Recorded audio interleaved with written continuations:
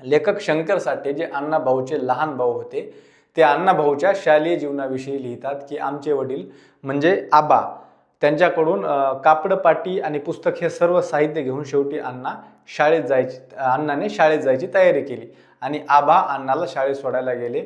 शाळेच्या दारातून मास्तरला रामराम ठोकून म्हणाले, मास्तर माझ्या या पोराला शाळेत पाठवायचं आहे, तेव्हा त्याचं तुम्ही नाव लिहा. आणि मास्तरने विचारले, ठीक आहे, पण हा तुमचा मुलगा रोज शाळेत येणार का?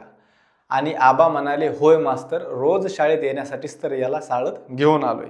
याचे नाव तुकाराम, असे आबा म्हणाले. आणि पुन्हा मास्तरने विचारले, अहो याचे बापाचे नाव काय, आडनाव काय, याचे वय काय हे तरी सांगा.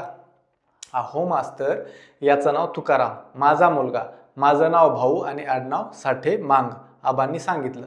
बरं याचे वय काय, मास्तरांनी पुन्हा विचारले. आबा म्हणाले, मास्तर ते आम्ही कवा लिहून ठेवलंय, असल काहीतरी 10-11 वर्ष लिहा अंदाजाने.